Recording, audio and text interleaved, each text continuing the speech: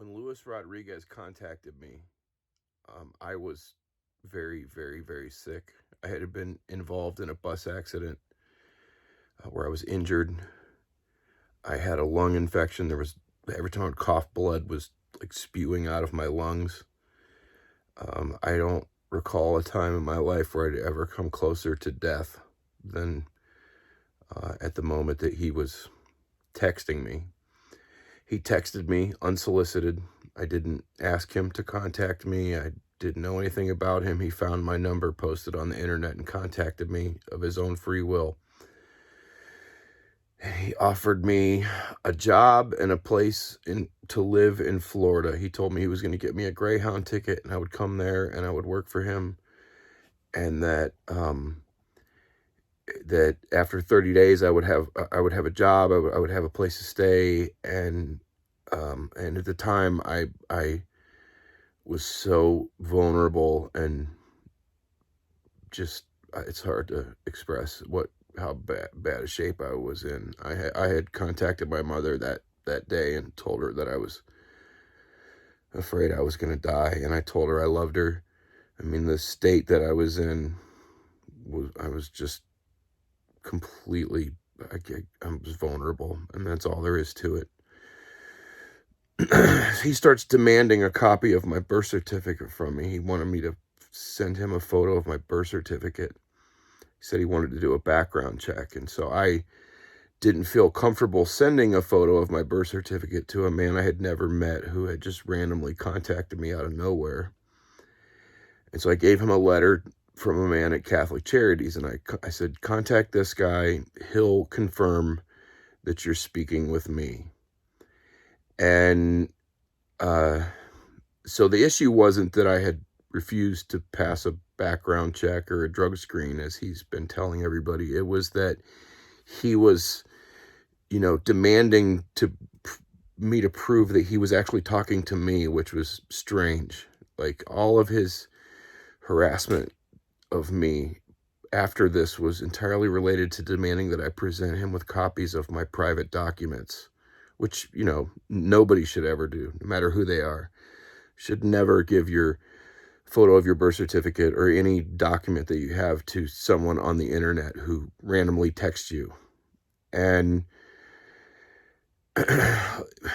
he starts texting me, telling me I've been blacklisted from Catholic Charities. He tells me I can't go back there, which was really scary to me.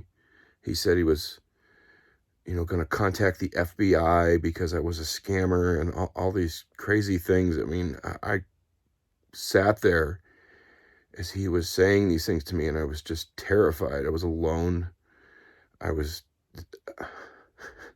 Can't express how sick I was and how afraid I was.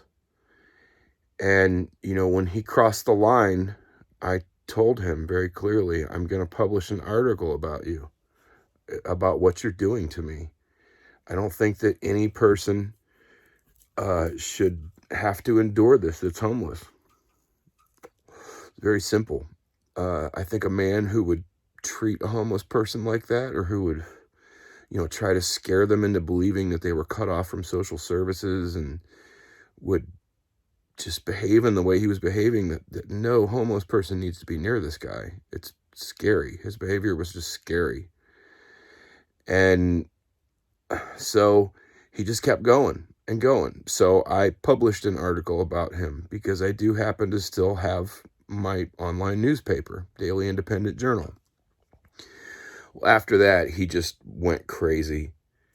I mean, he since then, it's hard to even express how insane it's been. I mean, he filed frivolous court cases against me. He's submitted lies to the courts. He's come to my pages to mock me because I don't have any food, and he has all this delicious food.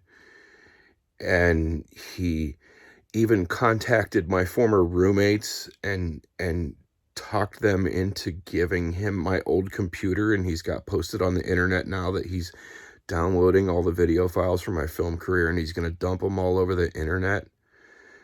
I just don't know what to do.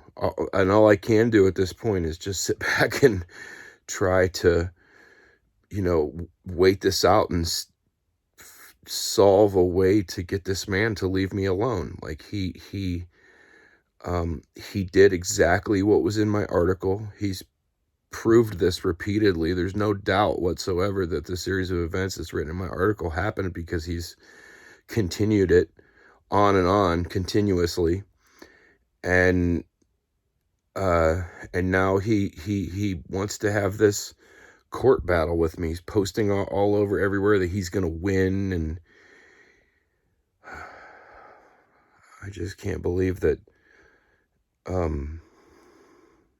he exists and that someone like him has homeless people around him. I mean, he's just psycho. There's no other way to explain it. And I'm hoping as this continues on that I'll be able to involve various authorities and I'll be able to file a lawsuit against him in the state of California. And we'll be able to get him to, come into court in California and have a big, long talk about what he's actually been up to. It's just a warning to anybody. This guy is not there to help you. He's there to exploit you. And that's it.